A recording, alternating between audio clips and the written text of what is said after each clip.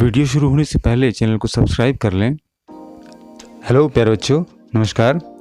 आज हम समझेंगे क्लास 8 का chapter 1 crop production and management.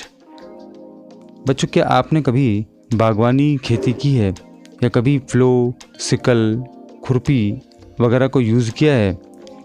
आइए इस चैप्टर में हम इसी से जुड़ी बातें समझते हैं। बच्चों, आप जानते होंगे कि प्लांट्स अपना फूड खुद बनाते हैं और इस प्रोसेस को क्या कहते हैं? हाँ, फोटोसिंथेसिस। पर एनिमल्स, जिनमें ह्यूमन बींग्स भी इंक्लूडेड हैं, यानी हम भी इंक्लूड हैं, अपना भोजन, अपना फूड खुद नहीं बना सकते। पर फूड तो चाहिए, तो हम फूड इन्हीं प्लांट्स और दूसरे एनिमल्स से प्राप्त करते हैं।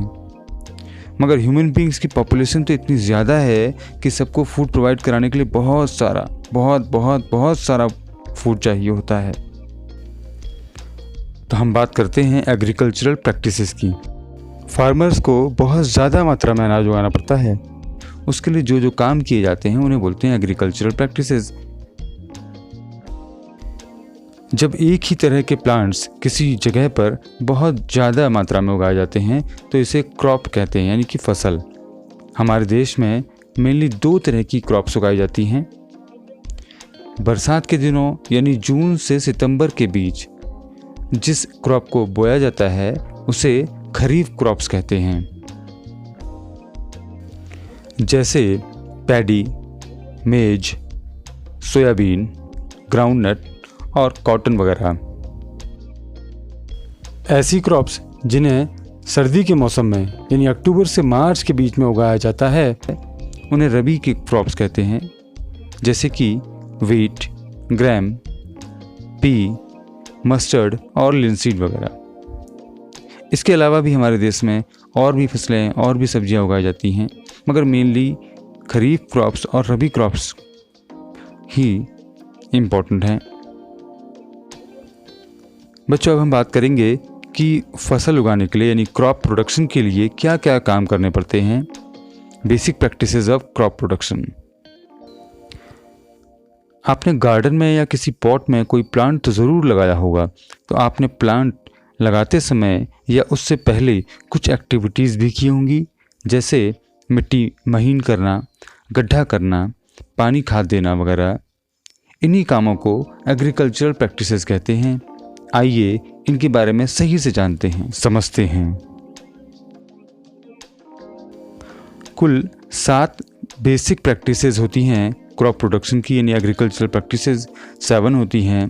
उनमें से पहली है प्रिपरेशन ऑफ सॉइल, दूसरी सोइंग यानी बीज बोना, तीसरी है एडिंग मैन्योर एंड फर्टिलाइज़र यानी कि खाद वगैरह और फर्टिलाइज़र्स देना, फिर चौथी है इरिगेशन यानी कि सिंचाई करना, पानी देना, पांचवी है प्रोटेक्टिंग फ्रॉम वीड्स, खरपतवार को अलग करना, ऐसे पौधे जिनकी हमें आवश्यकता नहीं है उन्हें फसल से अलग करना, और छठी है हार्वेस्टिंग यानी जब फसल उग गई है, बड़ी हो गई है, पक गई है, उसे काटना, और 7वां जो लास्ट स्टेप है वो है स्टोरेज। जब फसल काट ली गई है तो उसे सही जगह पर कीड़ों से, मकोड़ों से, चूहों वगैरह से बचा कर रखना।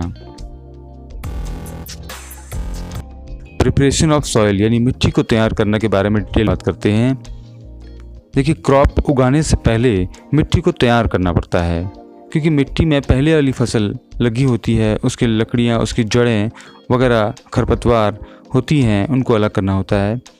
तो ये एग्रीकल्चर प्रैक्टिसेस का पहला स्टेप है, यानी कि प्रिपरेशन ऑफ सॉइल।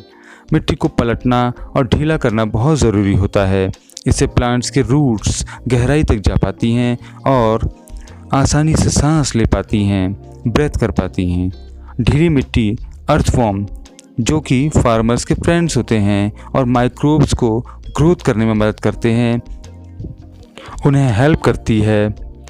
मिट्टी को पलटने से उसके ऊपर पड़े डेड लीव्स, जो कि पहली वाली फसल के थे, और दूसरे ऑर्गेनिजम्स, ये सब मिलकर ह्यूमस का काम करते हैं।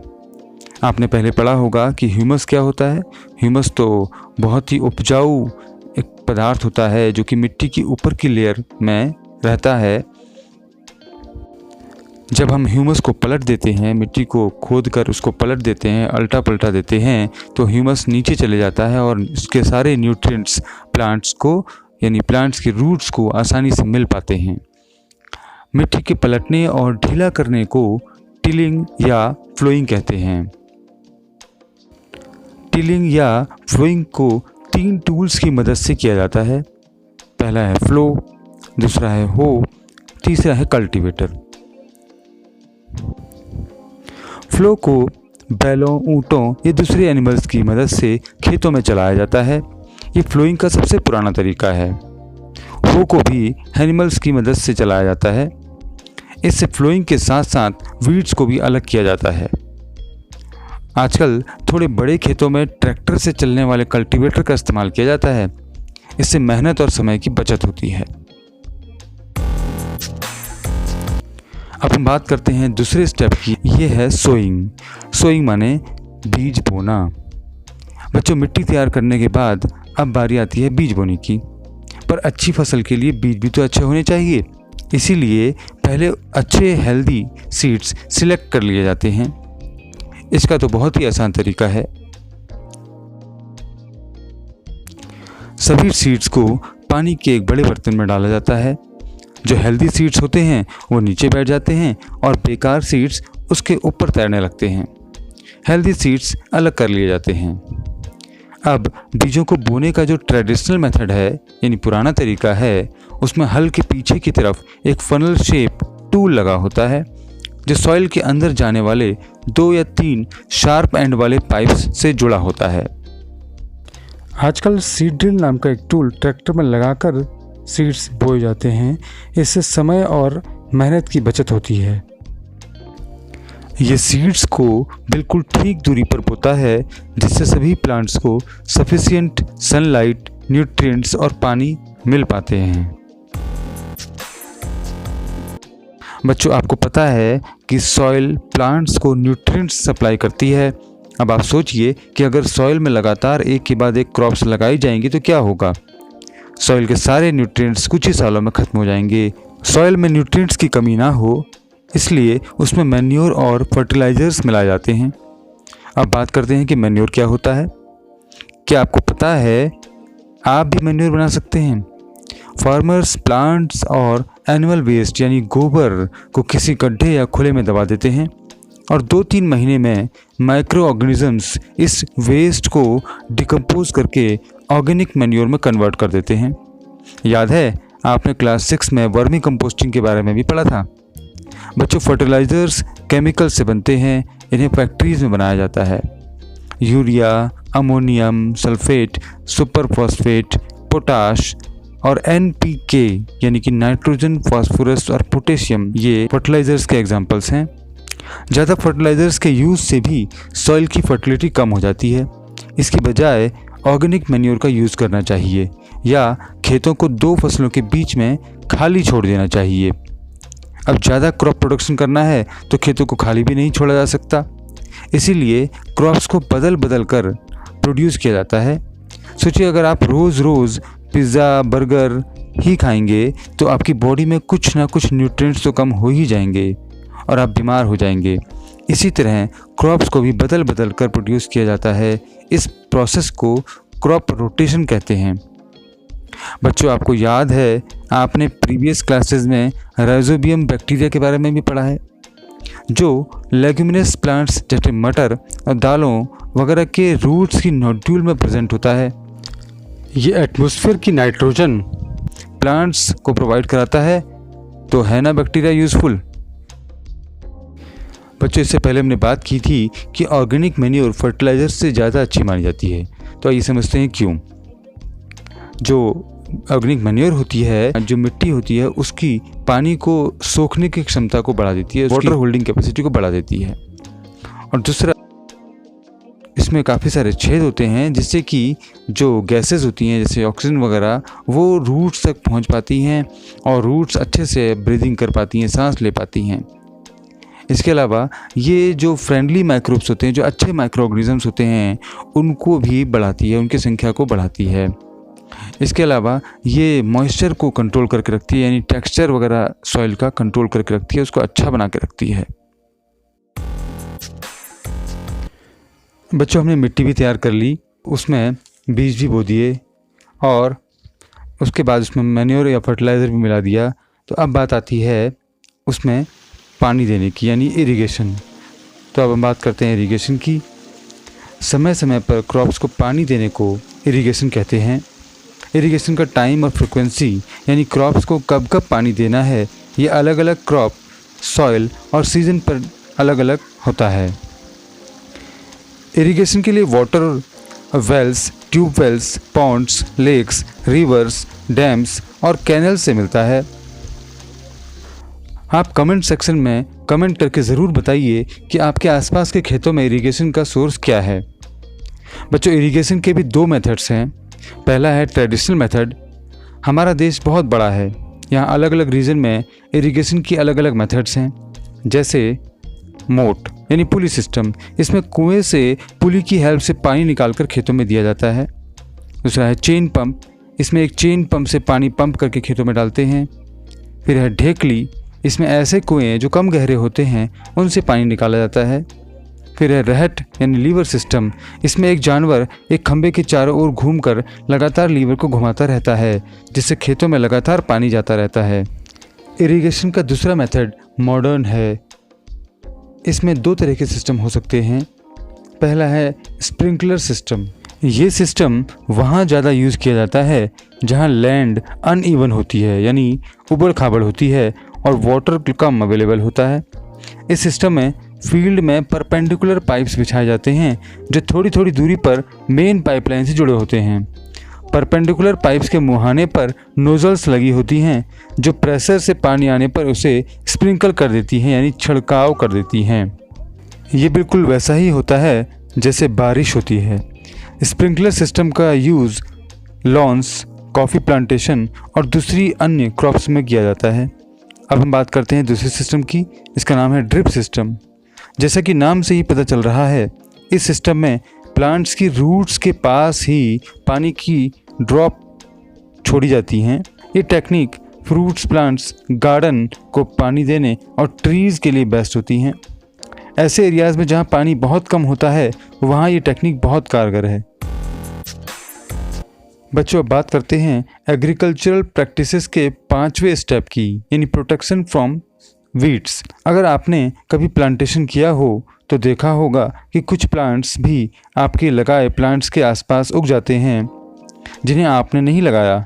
इन्हें वीड्स यानी खरपतवार कहते हैं।